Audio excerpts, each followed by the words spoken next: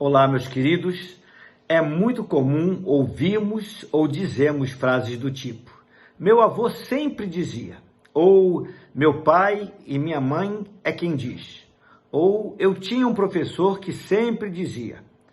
E às vezes dizemos, como dizia fulano de tal, então fazemos menção ao nome da pessoa e após isso o ensinamento por ela proferido.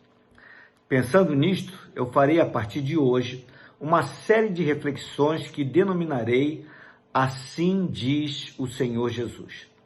Meu desejo é compartilhar os ensinos proferidos por Jesus na sua andança aqui na terra e que estão registrados nos evangelhos.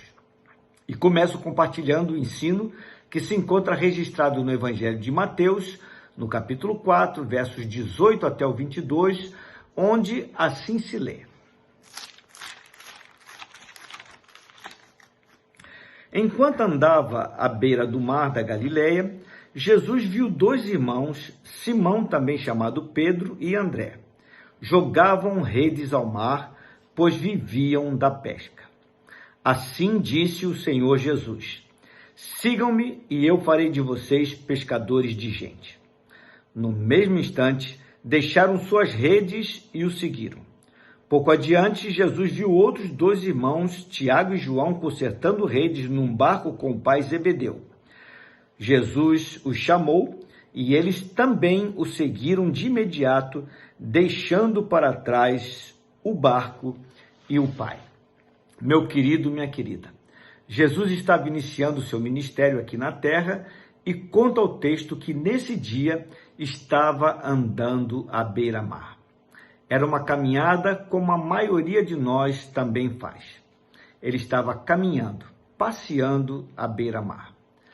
Porém, enquanto caminhava, observava atentamente não somente a paisagem, mas também as pessoas à sua volta. O texto nos dá conta que então Jesus viu dois homens, no caso dois irmãos de sangue, que estavam pescando, jogando suas redes, no caso atirando tarrafas. Aproximando-se dos referidos homens, Jesus lhes disse: sigam-me e eu farei de vocês pescadores de gente. Esta frase era um chamamento para que aqueles homens deixassem o que estavam fazendo, não somente naquele exato momento, mas que deixassem permanentemente, a fim de fazer algo totalmente diferente. Jesus utilizou uma linguagem bem típica daqueles homens. Sigam-me, disse o Senhor Jesus, e eu farei de vocês pescadores de gente. Mas que tipo de proposta era aquela? Devem ter indagado em seus corações aqueles homens. O que significa ser pescador de gente? Porém, o texto segue relatando o seguinte, abro aspas, no mesmo instante, deixaram suas redes e o seguiram. Fecho aspas. Pouco mais adiante, Jesus viu outros dois irmãos, também pescadores, mas que estavam consertando as suas redes juntamente com o pai deles e lhes fez o mesmo chamamento. E mais uma vez, vemos qual foi a atitude imediata também daqueles homens no verso 22. Abro aspas novamente. Diz o texto, e eles também o seguiram de imediato, deixando para trás o barco e o pai. Fecho aspas. Aqueles quatro homens eram Pedro e André, João e Tiago, que se tornaram discípulos de Jesus e mais tarde seus apóstolos. Todas as vezes que leio este texto, eu me impressiono com a força das palavras de Jesus e com o impacto que elas causaram na vida daqueles homens. Foram tão impactantes que eles não pediram um tempo para pensar, não fizeram uma porção de perguntas, nem cogitaram o quanto isto iria lhes custar. Eles simplesmente, de imediato, deixaram tudo para trás e passaram a seguir a Jesus. Enquanto eu refletia sobre isto, lembrei-me de um determinado acontecimento vivenciado por estes mesmos quatro homens tempos mais tarde. O ocorrido está registrado neste mesmo evangelho, no capítulo 8, nos versos 23 até o 27. Era uma madrugada e eles estavam atravessando o mar de barco, indo de uma margem para outra, quando de repente o tempo mudou.